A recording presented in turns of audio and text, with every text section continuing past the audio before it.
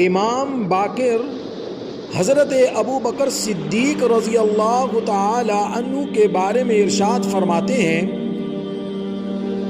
والدنی ابو بکر مرتین، حضرت ابو بکر نے مجھے 2 بار جنم دیا ہے، ایک بار پشت سے اور ایک بار سینے سے۔ یہ کون فرما رہے ہیں؟ حضرت امام باقر رحمت اللہ علیہ فرما رہے ہیں۔ اسی طرح اہل تشیع کی معتبر ترین کتاب ہے کشف الغمہ، اس کی جلد 2 ہے اور صفحہ نمبر 300 پر امام باقر رحمت اللہ علیہ سے کسی نے سوال پوچھا، کسی مسئلے کے بارے میں دریافت کیا۔ مسئلہ یہ تھا کہ تلوار پر چاندی کا نقش و نگار کرنا یہ کیسا ہے؟ اس پر انہوں نے فرمایا اس میں کوئی حرج نہیں۔ تو دلیل یہ دی امام باقر رحمت اللہ علیہ نے کہ حضرت ابو بکر صدیق کی تلوار پر چاندی کا نقش و نگار ہوا تھا۔ دلیل کس کی دے رہے ہیں؟ حضرت ابو بکر صدیق رضی اللہ تعالیٰ عنہ کی۔ سائل نے جب یہ جواب سنا کہ صدیق کے نام پر دلیل دی ہے تو انہوں نے کہا کہ آپ ابو بکر کو صدیق کہتے ہیں اور سمجھتے ہیں۔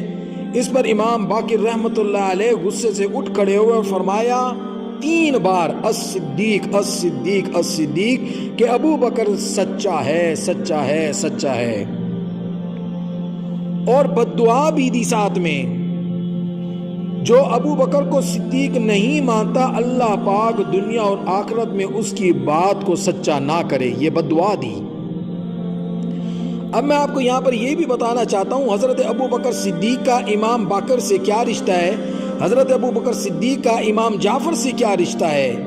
حضرت ابو بکر صدیق کا ان 12 ائمہ میں سے حضرت ابو بکر اور امام جعفر سے اتنا قریبی رشتہ ہے کہ آپ سن کے حیران ہو جائیں گے کہ حضرت ابو بکر کے بیٹے محمد ہیں اور محمد کے بیٹے قاسم ہیں، اور قاسم کی جو بیٹی ہے اس کا نام ام فروہ ہے، اور یہ ام فروہ امام باقر رحمت اللہ علیہ کی بیوی ہے اور امام جعفر کی ماں ہے۔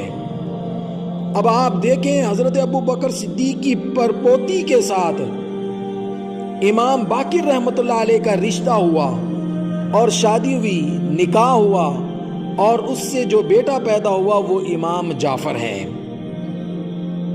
اسی لیے رسول اللہ صلی اللہ علیہ وسلم نے حضرت ابو بکر صدیق کے مقام کو بیان کرتے ہوئے ارشاد فرمایا، افضل البشر بعد الانبیاء، ابو بکر انبیاء کے بعد سب سے افضل ہے۔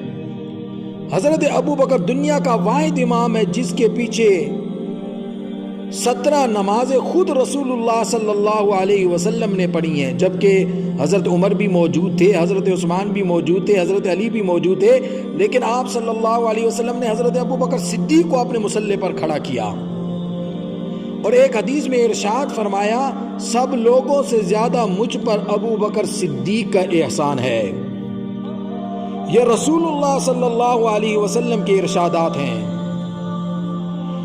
حضرت ابو بکر صدیق رضی اللہ تعالی عنہ، آپ کو میں یہاں پر ایک بات اور بھی بتانا چاہتا ہوں۔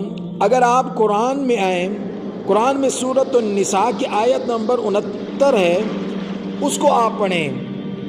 اس کو جب آپ قرآن کی آیت کو پڑھتے ہیں، اس میں نبیوں کے بعد جو سب سے بڑا مقام اور رتبہ بتایا گیا ہے وہ صدیق کا ہے۔ قرآن میں ارشاد ہوا من النبیین والصدیقین والشہداء والصالحین وحسن اولئک رفیقا۔ قرآن ان کی ترتیب بتا رہا ہے جن پر اللہ کا احسان ہوا۔ اس آیت میں یہ کہتا ہوں اللہ نے اپنے 5 تن پاک کا بتا دیا اور ان کی ترتیب بھی سمجھائی۔ پہلا تن کیا؟ من النبیین میں محمد الرسول اللہ صلی اللہ علیہ وسلم پہلا تن، اور والصدیقین دوسرا تن صدیق اکبر کا، کہ جس کو خود رسول اللہ صلی اللہ علیہ وسلم نے لقب ارشاد فرمایا کہ یہ صدیق ہے۔ تیسرا اور چوتھا تن حضرت عمر اور عثمان کا، اور 5واں تن علی ولی صالح مولا علی کا۔